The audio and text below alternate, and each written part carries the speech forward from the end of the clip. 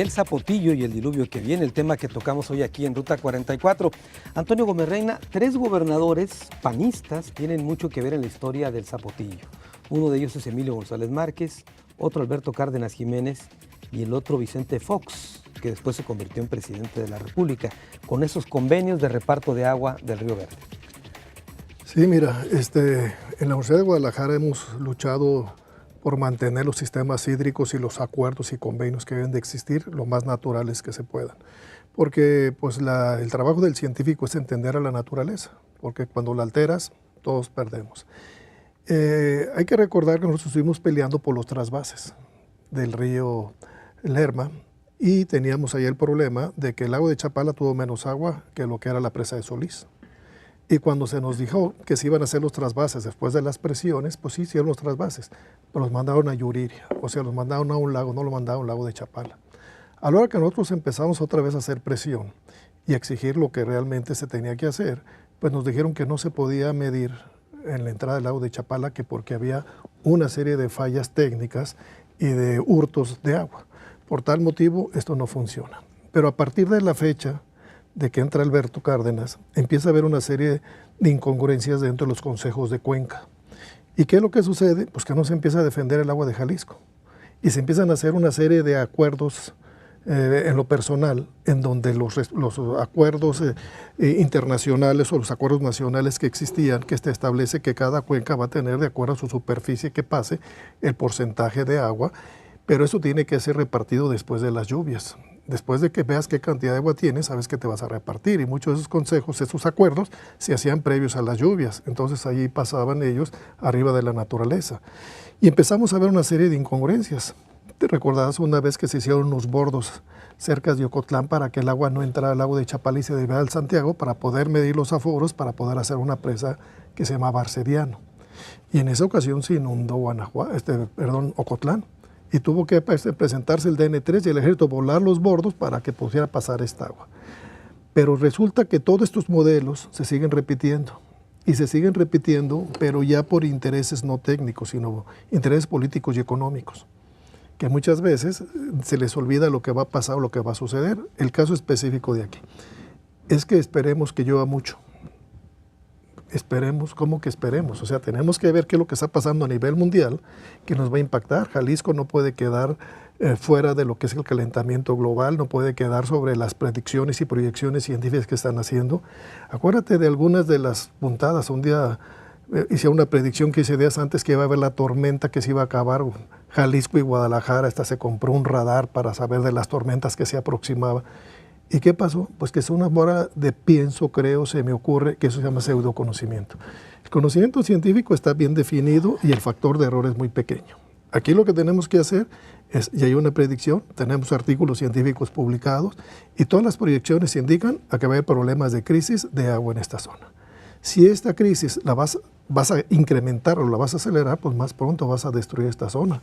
Es una zona agropecuaria muy importante. Es la primera productora a nivel de América Latina en huevo, tienes lácteos, tienes una serie de elementos. Y son proyectos personales, no fue un proyecto de gobierno, sino que el trabajo de estas gentes fue a desarrollar esto.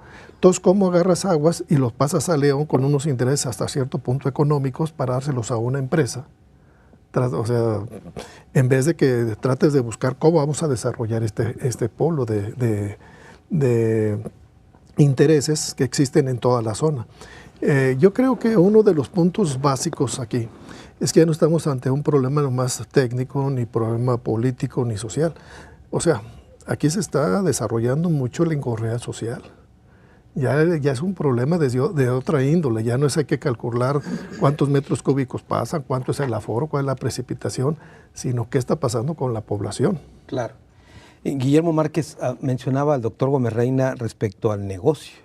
¿Qué negocio? ¿Estamos ante qué tipo de negocio con el tema del zapotillo y el acueducto a León, Guanajuato? Bueno, es que es un negocio que lo han venido promoviendo algunas empresas transnacionales muy fuertes, sobre todo en América Latina, y que muchos países lo han ido superando y lo presentan en México como una gran novedad. Vamos a hablar números redondos. La presa está alrededor ahora ya de unos 16,000 millones de pesos, el costo, tomando en cuenta el acueducto, y la empresa aportaría menos de 3,000 millones de pesos, pero no va a ser un desembolso directo.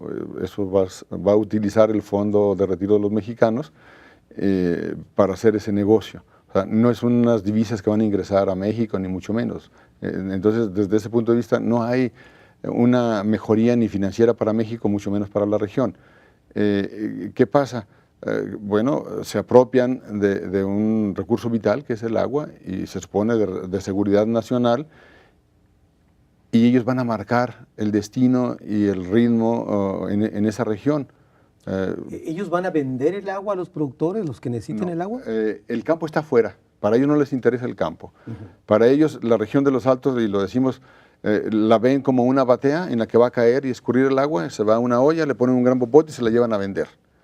Para eso, para ellos esa es la visión.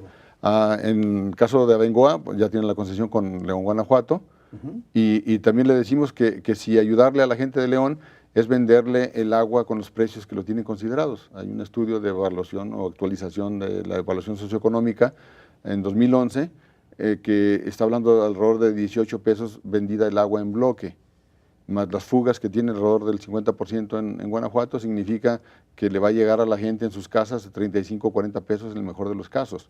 Eso no es ayudarle, porque si vemos lo que son costos internacionales, pues rondan entre los 6, 8, 10 pesos, pero agua que se puede beber directamente de la llave. Entonces, no es una ayuda para nadie, ese es un gran negocio que está visible ahí, que incluso si no hay el agua suficiente, hay una cláusula donde el gobierno se compromete a pagarle a la empresa. Entonces ahí no les interesa si va a haber agua o no va a haber agua suficiente.